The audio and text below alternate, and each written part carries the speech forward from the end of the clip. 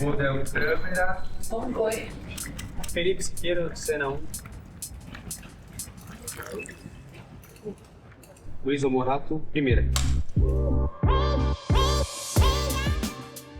Luísa Morato. Olá! E aí? Aquele abração, não? Aquele micro abracinho. E aí? Beleza? Estou bem. E você? Alegria ter você, né? Alegria minha. Obrigada pelo convite. Ai, Luísa, acho que a pessoa que eu mais passei horas trabalhando nos últimos 5 anos. Certamente. Muito tempo, né? Muito tempo. 5, Dividindo 2021. Só alegria, né? Não teve nada difícil, né? Não, quase nada.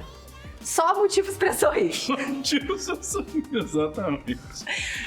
Gente, fazendo uma apresentação sobre a Lu, que é minha sócia, minha irmã, assim, de trajetória, de vida e que me ensina, nossa senhora, tanto. E eu lembro que quando eu saí da oficina, eu falei assim, Jesus, eu nunca mais eu trabalho com tecido na minha vida, que eu tenho para dar trabalho. E aí eu conheci a Luísa, logo na sequência. Aí eu falei assim, nossa, que empreendedora, cara, meu Deus do céu. E a Luísa, assim, para mim, ela é a empreendedora e CEO mais incrível que eu já trombei na minha vida. Eu pago pra ele falar isso. Claro. Pix tá rolando, né? Mas ver o seu sonho e você me dá a oportunidade de participar dele, né? Que você já tinha criado a Camis, né? E eu me juntei a você para a gente levar a Camis aonde ela sempre mereceu estar, né? Que é para muitas mulheres e uma mensagem muito profunda, me fez, naquele momento lá em 21, quando a gente se conheceu, muito feliz, sabe assim? E eu tenho uma honra de ter você do meu lado, não só pela Camis, mas por todas as coisas que a gente ainda vai construir nessa vida, né? Se Deus quiser. E então, para mim é uma honra muito grande ter a Lu aqui e para mostrar para vocês, galera, assim, que a história de uma empreendedora, né? Mulher, empreendendo na moda, advogada de formação, não tem nada a ver com moda, mas que foi assim, né? Ferrinho de dentista ali, todos os dias, até virar o troço, né? Muito obrigado. Obrigada a você, amiga. Fê. Prazer estar aqui. Prazer poder colaborar. E a gente vai falar, Lu, para empreendedores, né? Então, assim, a Luísa tem um negócio no Instagram que é muito legal, que chama Diário de uma Empreendedora. Confissões de uma empreendedora cansada. Confissões de uma Que é o meu empreendedora estado mental quase 100% do tempo. E cansa? Só um pouco. Eu acho que é um cansaço... Porque é muita entrega, assim. É um cansaço 360 porque, no meu caso, eu não posso falar por todos os empreendedores. A minha empresa é o meu projeto de vida. Não é só a minha empresa, não é só uma ideia, não é só um produto que eu coloco no mundo. Então, é um cansaço porque é uma energia muito grande ali, o tempo todo, e uma constância muito grande dessa entrega de energia. Mas eu brinco que esse quadro, né, que é o Confissões de uma Empreendedora Cansada, é para poder falar um pouco sobre a parte real do processo, a parte menos romantizada, a vida real, né, de uma pessoa que empreende, que é um trabalho como qualquer outro, né, todos os dias ali, comparecendo e fazendo o que precisa ser feito. Então cansa, mas ao mesmo tempo são desafios que eu pude escolher, de certa forma. Então eles fazem sentido no final do dia. Acho que é um pouco disso. Você falou um trem aí, que eu há muito tempo, assim, eu tento explicar uma coisa para algumas pessoas e eu acho que você colocou da melhor forma, que é visceral o que a gente faz. Não porque eu discuti isso com algumas pessoas que têm uma visão mais racional, mais... não, Felipe, é só uma reunião. É só né? Dá para fazer 5 dessas reuniões num dia? Talvez dê. Se fosse algo mais, né? Assim, menos visceral, menos emocional, menos o negócio da vida. Sim. Toda reunião que você entra a favor da Camis é um negócio da vida. Sim. E por isso uma entrega energética brutal, para além Sim. da planilha ou do que está sendo discutido, né? Sim. Eu queria muito que você falasse sobre isso, assim, que empreender nesse lugar, não num lugar de tipo, sabe aquela coisa? Tô tipo assim, por que você vende açaí, meu amigo? Aí o cara fala assim, não, porque eu tava estudando os negócios aqui. Porque o mercado de açaí. Isso, o mercado de açaí é bom, o mercado endereçável é bom. Eu pensei em café também, mas aí o açaí eu achei melhor e tal. E montei um modelinho aqui, vou fazer uma franquia, vou replicar, É o modelo do negócio da pessoa. Esse é um tipo de empreendedor, né? Não posso falar que esse cara não é um empreendedor. Claro, é um empreendedor. com certeza. Mas os nossos casos, e talvez por isso a nossa conexão, é que existe uma entrega para muito além do mercado ou do cliente, vem de dentro, brota de dentro. E por isso um gasto energético grande. Sim. Né? Qual que é a dica que você tem para pessoas que têm esse tipo de negócio, né? Empreendedores que são pequenos e microempreendedores e tal, e que se entregam ali de corpo e alma, né? Tipo o tal do negócio de propósito. Sim. Palavra tão banalizada, mas é ela que a gente tem que usar, né? Sim. Pra mim, assim, engraçado que quando eu comecei, eu acho que era um pouco mais racional pra mim do que é hoje. Porque quando eu comecei, eu acho que eu queria trabalhar com uma coisa que eu gostasse. Eu vi uma oportunidade de criar uma marca de moda. Pra quem não conhece a Camis é uma marca feminina especialista em peças essenciais com qualidade premium, que tem uma missão muito grande de promover a liberdade feminina. Porque a gente criou um segmento de produto que era muito comum no mercado masculino, que é um workwear ou um everyday wear, né? Uma roupa pra usar todos os dias, mas com muito conforto, que era muito difícil achar em lojas femininas. Então, não existia tanto essa preocupação. A preocupação sempre foi muito estética e muito pouco com a usabilidade, né? Ela não se conectava com essa necessidade que as mulheres também têm, né? Não é só uma necessidade masculina. Então, quando eu comecei, eu vi uma oportunidade, um nicho de mercado inexplorado, que é o que a gente chama de oceano azul, e a oportunidade de trabalhar com algo que eu gostava muito. Então, foi uma escolha tecnicamente racional. Só que isso é só o primeiro passo. Para continuar a empreender, depois que você começa o seu negócio, depois que você coloca ele para o mundo e ele começa a crescer, o sonho de trabalhar com o que você ama não sustenta essa continuidade. Essa disciplina, ela pede algo a mais, assim, né? Para você acordar todos os dias e tentar de novo, e levar nãos, e errar, e acertar, e cair, e levantar. Essa disciplina de continuar, ela não nasce só do desejo de trabalhar com o que a gente ama. Então, eu acho que a empresa tomou esse lugar pra mim quando eu percebi que, cara, não é só trabalhar com o que eu amo. É muito mais do que isso. É renovar esse compromisso com fazer o negócio acontecer todo santo dia. E eu acho que a dica que eu posso dar é: não espere fazer isso sozinho, porque não vai acontecer. A dica que eu posso dar é essa, assim. Você... É claro que eu tô falando de equipe, eu tô falando de sócios, mas eu tô falando também de descentralizar. Não espere fazer tudo sozinho, assim. Não é você que vai dar todas as ideias do negócio, não é você que vai encontrar todas as soluções. Então, eu acho que construir essas pontes com outras pessoas, com pessoas que vão ser suas parceiras de negócio, com o seu time, é o que faz o seu negócio ganhar continuidade, porque ele não é mais você, ele é um organismo vivo. E compreender isso é uma forma de renovar esse compromisso, porque o seu compromisso passa a ser com essa outra coisa que você criou, que não é mais só sobre você. E aí você começa a criar ferramentas para construir essa disciplina, que te motiva a renovar o compromisso com essa responsabilidade que você assumiu lá no dia 1. Então o negócio não é um empreendedor. O negócio são essas conexões que são construídas com os fornecedores, com os seus colaboradores, com os seus sócios, com os seus clientes, né? Então, a dica que eu dou é essa: nunca vai ser só sobre o empreendedor, né? Esse sonho precisa se multiplicar e você precisa construir essas pontes.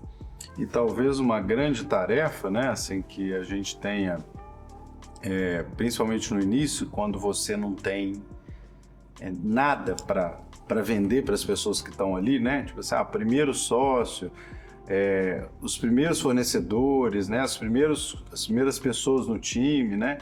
O que você tem para vender? Você não tem, tipo assim, os melhores salários, os melhores benefícios, você não tem absolutamente nada. Você tem um sonho E que aquilo é tão forte dentro de você que as pessoas enxergam aquilo do outro lado. Sim. Né? E eu tô te falando isso porque eu encontrei com você exatamente nesse lugar. Quando eu ouvi você falar, eu falei assim, meu Deus do céu, aquilo energeticamente atrai ou repele, né? Pessoas que estão vibrando em lugares parecidos, certo? Sim. No meu caso, me atraiu porque eu olhei e falei assim, que isso? Tipo assim, eu vim para uma reunião que era tipo, uma reunião de uma empreendedora que tem uma marca e tal. Vários que eu já tive, mas quando eu olhei aquilo, eu falei assim, meu Deus do céu, é tão forte ver, sentir, né, que isso é talvez a força motriz que traz a esse primeiro contato, primeiro time, passar a cultura, falar sobre aquilo.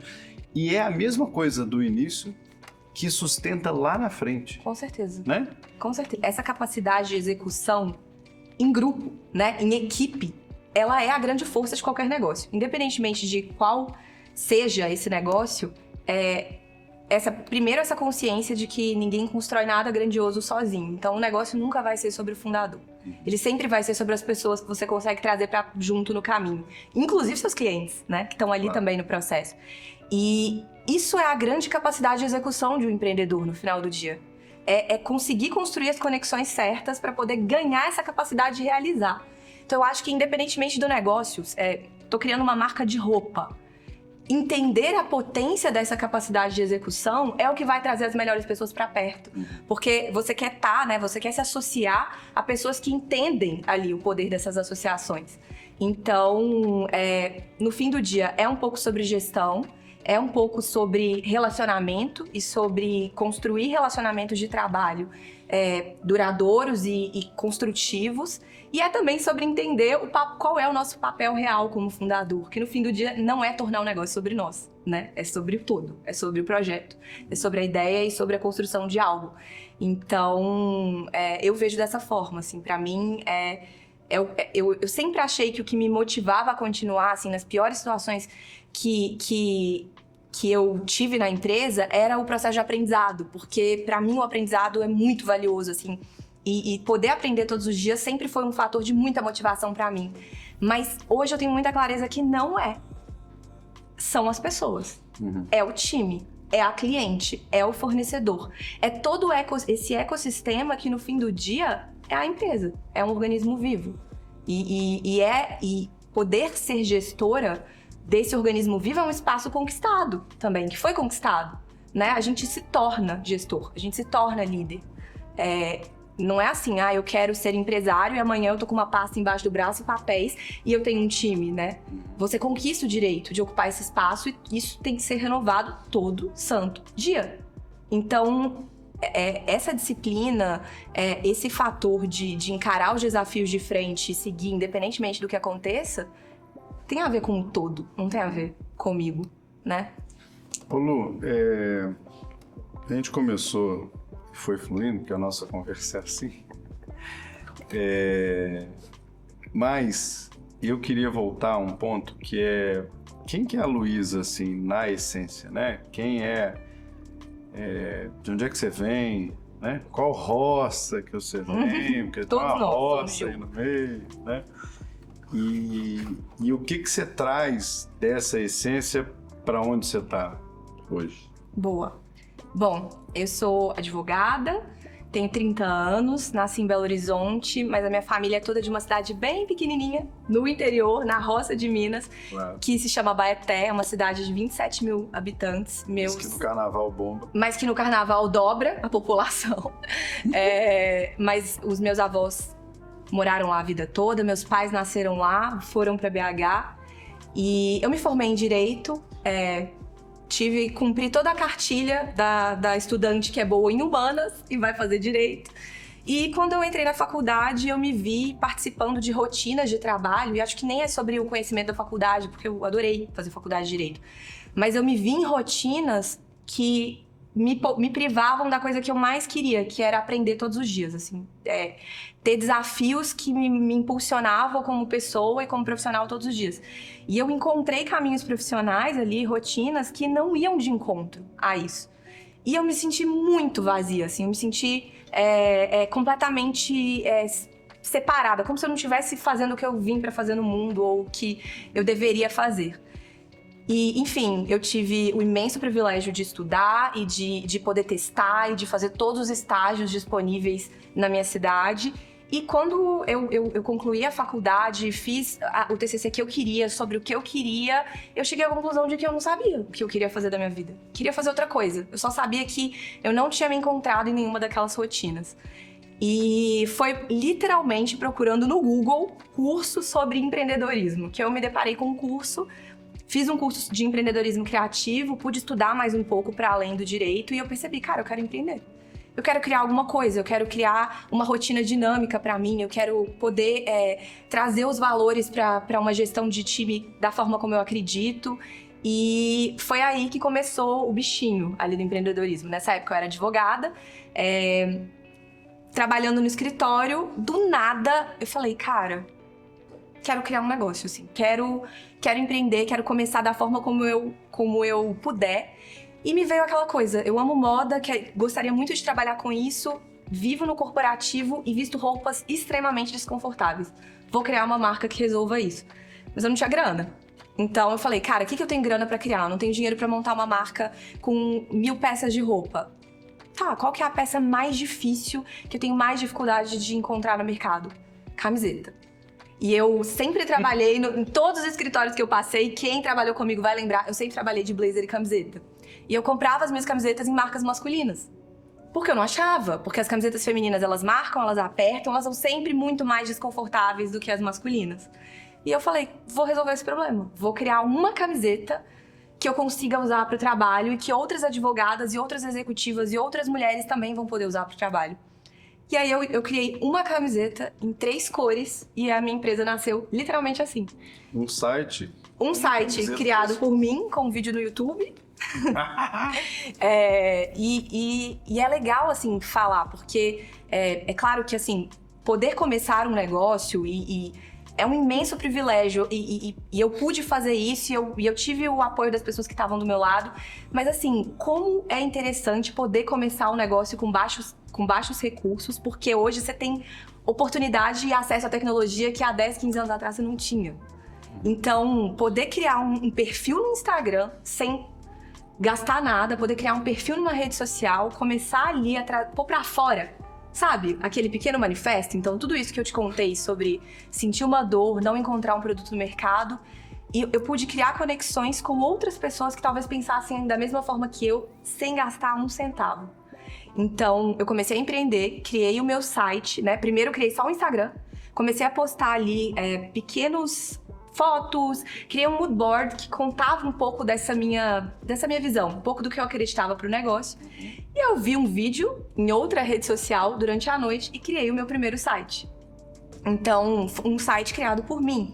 Eu não estudei, meu estudo não teve nada a ver com tecnologia, eu não tinha nenhuma noção de como criar um site.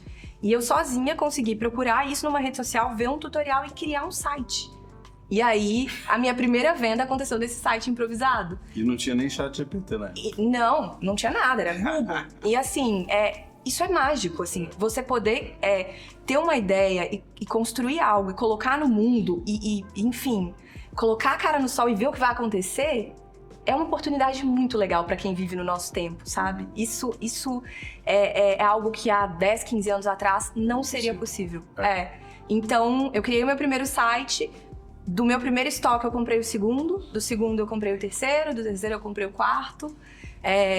Durante a pandemia, que foi um período, enfim, em que todos ficaram em casa, a gente não podia fazer compras fora de casa, meu site explodiu, porque eu estava preparada, eu comecei empreendendo online, porque eu não tinha recurso para empreender no físico, mas eu vi que aquilo ali era viável ter um negócio totalmente digital. Uhum. E eu continuei, segui, e quando a pandemia chegou e as pessoas não conseguiam sair para comprar, meu site explodiu.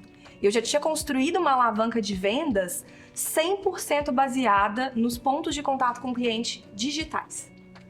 Então, eu acho que esse é o poder, assim, da tecnologia, das redes sociais e o poder de realização que a tecnologia pode nos trazer. Para nós, que somos... Você é mais nova aqui, né? Mas não veio o caso. Levemente. Levemente. Para nós que somos de uma geração nativa digital, Sim. né? Mas que viveu também num lugar de, né, assim, de não ter redes sociais, né, na infância, adolescência e tal, é muito simples a gente olhar para isso hoje e falar assim, nossa, né, tipo, não tem separação entre tecnologia e não tecnologia. Sim. É o que é, né? Sim. Então, a minha primeira marca é uma nativa digital, né? Uma DNVB, que ficou o termo depois, né? Digital Native Vertical Brands, né? São marcas nativas digitais. A da Luiza também, a Camis, uma nativa digital que ela nasce digitalmente, tá, galera? Mas assim, ela vai para outros canais distribuidores. Sim. Então, ela vai para loja física, ou ela vai para franquia, ela vai para mercado de atacado, multimarca, né? Wholesale e tal. Foi a tecnologia que nos possibilitou uma criação de uma coisa que veio de dentro, né? De uma forma rápida, acessível, né? E que a gente conseguiu colocar para o mundo, né? Seja produto ou serviço, né? Tanto faz o negócio de quem está ouvindo, mas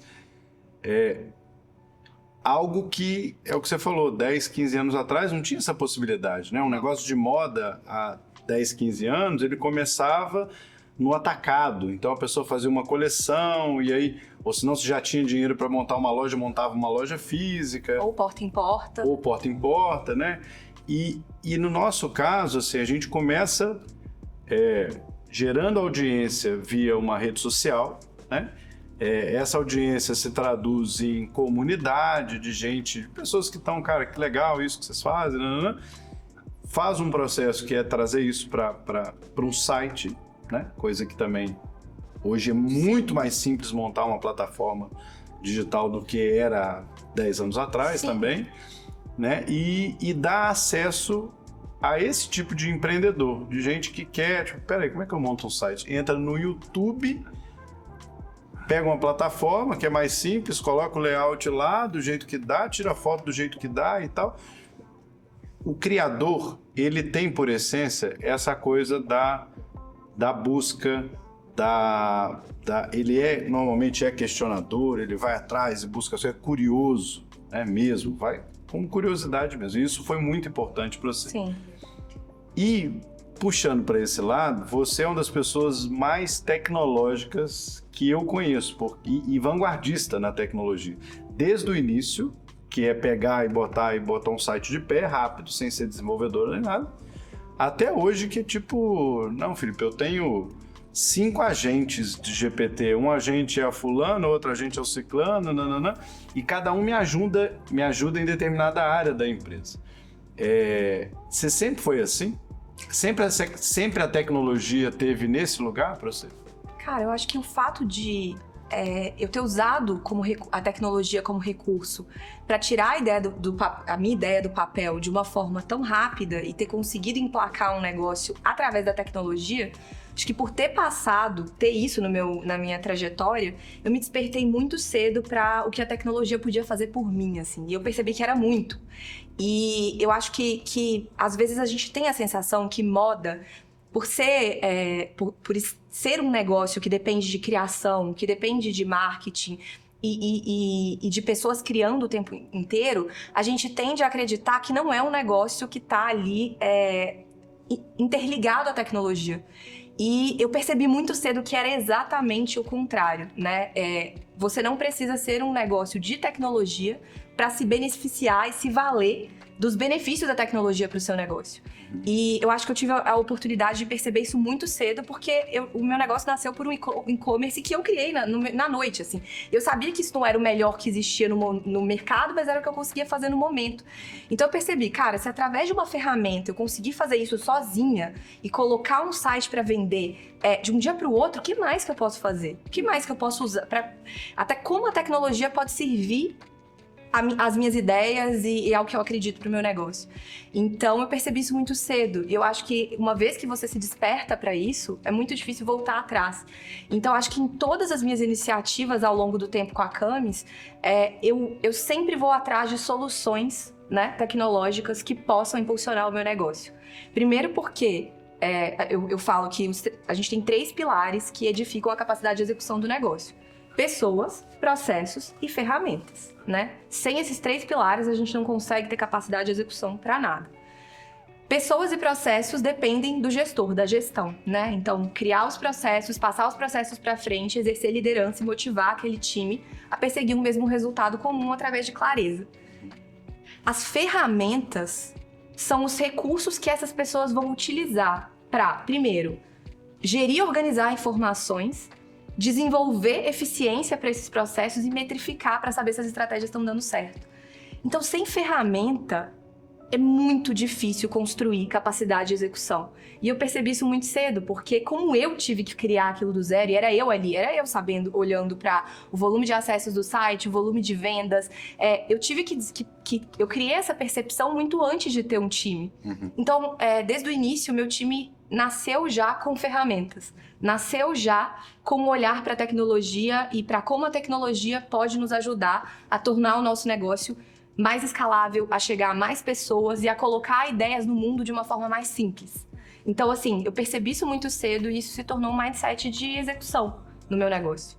E mesmo não sendo um business de tech, né? Mesmo não sendo uma empresa de tech, mesmo sendo uma empresa de moda, eu sempre me vali dos recursos de tecnologia para tornar o meu negócio escalável. Você sabe que a gente tem um parceiraço nesse Segredos do Crescimento, né? Essa série que a gente está fazendo, que é o Nu Empresas. E é exatamente isso a proposta do Nu Empresas, né? Que é dar para o empreendedor o tempo que ele precisa, né? Para fazer o que de fato ele é bom, trabalhando com gente e processo, né? E ter ali, para que esse empreendedor tenha na retaguarda uma tranquilidade de saber que, né, as contas estão ali, ele consegue receber as notificações do que está acontecendo, ele não vai perder nada, né?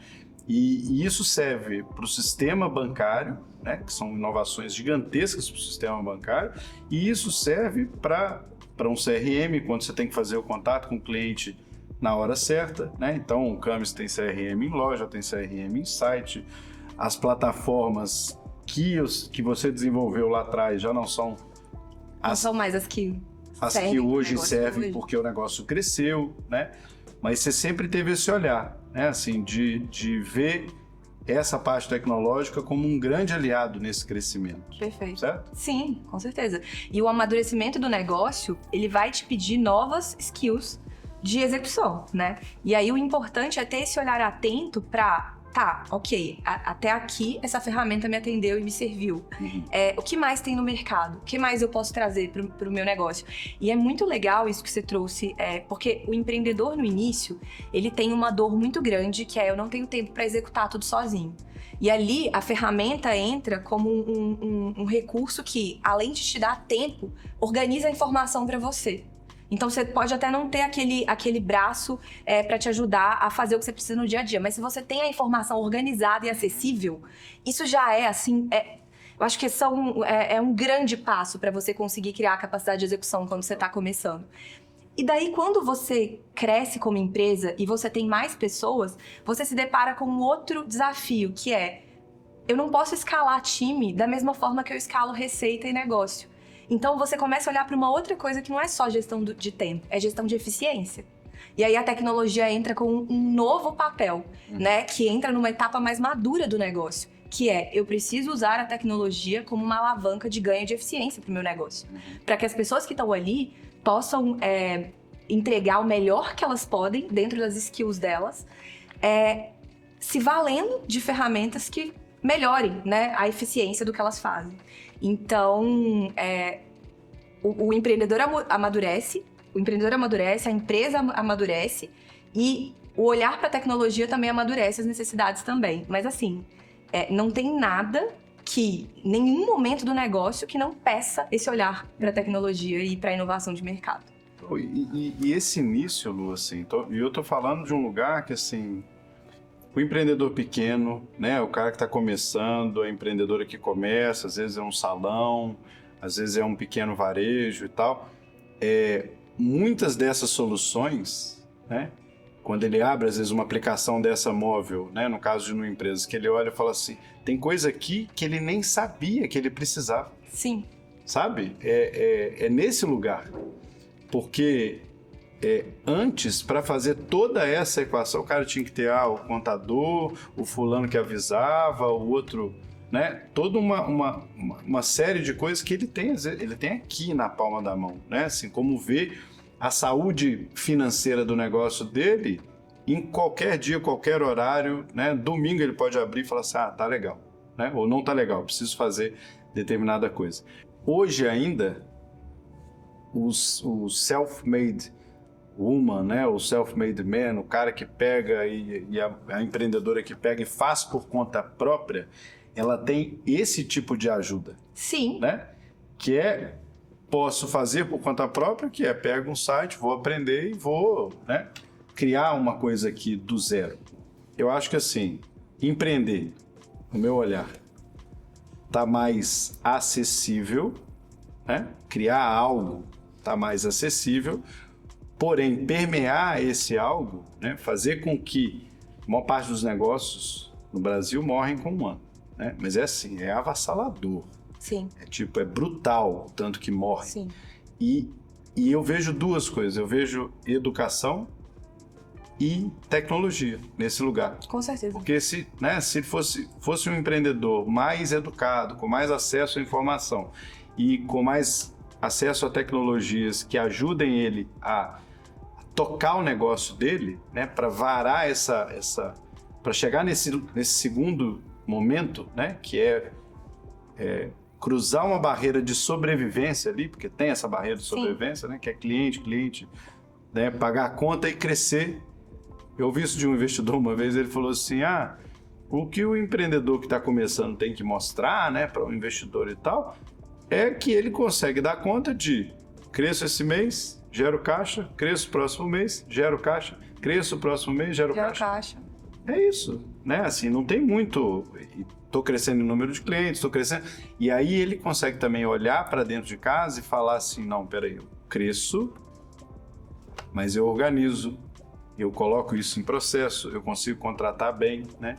Todas as facilidades. Informações, né? Enxergar as informações já é um grande passo para conseguir manter um negócio estruturado. Eu vi um dado outro dia que eu fiquei muito assustada, que 60% das empresas no Brasil morrem antes dos 5 anos. Uhum. E esses dois fatores que você trouxe, né, educação e tecnologia, são fatores muito importantes em prolongar a longevidade dos negócios no Brasil. Mas, assim, a tecnologia, nesse ponto, ela dá para o empreendedor uma capacidade de começar um pouco mais estruturado, com um pouco mais de estrutura. Uma coisa é você começar, enfim, dependendo de um contador para poder te dar informações sobre o seu negócio, dependendo de um terceiro para poder pagar suas contas pessoalmente no banco. Outra coisa completamente diferente é você conseguir gerir o seu negócio, mesmo não sendo um empreendedor, um executivo de mercado com um track record de experiência anterior. Então, o que eu sinto hoje é que as soluções tecnológicas, elas enxergam ali a necessidade do negócio desde o dia 1. E isso te dá uma capacidade de começar muito mais estruturado. E isso é muita coisa. Parece pouco, mas não é. Começar um negócio tendo visão de quais são as suas linhas de custo. Antes de uma ferramenta de tecnologia bancária, né? Antes disso acontecer... Era no braço. Era no braço. E tipo, se você não tem uma faculdade de administração, se você nunca trabalhou, você não sabe fazer. Você não sabe nem listar os custos e os fornecedores do seu negócio. Isso parece pouco, parece básico, mas ter uma ferramenta que te dá clareza sobre a sua informação do seu negócio é uma alavanca absurda. E é um dos componentes da longevidade de um negócio. Informação organizada e estrutura de processos. Então, a tecnologia, hoje em dia, ela, na minha visão, ela avança nesse sentido. E, com certeza, é um fator que tende a contribuir muito com a longevidade dos negócios. Porque se você consegue começar com esse nível de acesso à informação... Eu lembro que eu demorei, assim, acho que alguns anos empreendendo para poder ter um demonstrativo financeiro do meu negócio, que é a DRE. Porque eu não consegui encontrar pessoas que conseguiam montar aquele documento para mim e eu não tinha esse conhecimento. Hoje em dia, com uma inteligência artificial, você consegue criar uma DRE em minutos. Impressionante. É impressionante, assim. Então, eu não tô desqualificando os profissionais que têm todo esse skill para poderem construir isso com muito mais expertise e análise de dados em cima daquilo, mas para o empreendedor que tá sozinho, isso faz muita diferença para ele conseguir sobreviver, né? Porque tem uma fala que eu adoro também, que o que faz um negócio dar certo é sobreviver tempo suficiente para você descobrir o caminho. Total. Então, é sobre manter o negócio vivo o tempo suficiente para você encontrar ali os melhores caminhos de lucratividade. Se você quebra no 3º ano, você não teve nem chance assim, de descobrir o que poderia ser feito. Então, eu tenho certeza que, além de ser uma aliada para começar, a tecnologia também é uma aliada na longevidade de negócios, para que o empreendedor consiga, mesmo não sendo expert naquilo, e grande parte dos empreendedores não são. A gente sabe disso. Não são, porque para empreender, para criar uma ideia, isso vem de um ponto de vista único. E nem sempre você descobre isso no mercado financeiro. Nem sempre você descobre isso sendo administrador de uma empresa. Às vezes é um repertório completamente diferente que te leva a um ponto de inflexão em que você tem uma ideia que é pula para o mundo. Então, esse avanço tecnológico cria essa oportunidade, oportuniza que os empreendedores possam manter os seus negócios vivos por mais tempo, possam ter acesso à informação organizada, mesmo não sendo empresas estruturadas. Enfim, pra mim, tem muita gente que reclama das redes sociais e fala, cara, estamos vivendo a pior época do mundo pra empreender. Eu acho exatamente o contrário. A gente tá vivendo a melhor época do mundo pra empreender, na minha visão. Primeiro porque os pontos de contato com o cliente são infinitos. Você não precisa mais ir de porta em porta para poder difundir ideias. Você consegue difundir ideias da sua casa, se comunicando com pessoas através de tecnologia.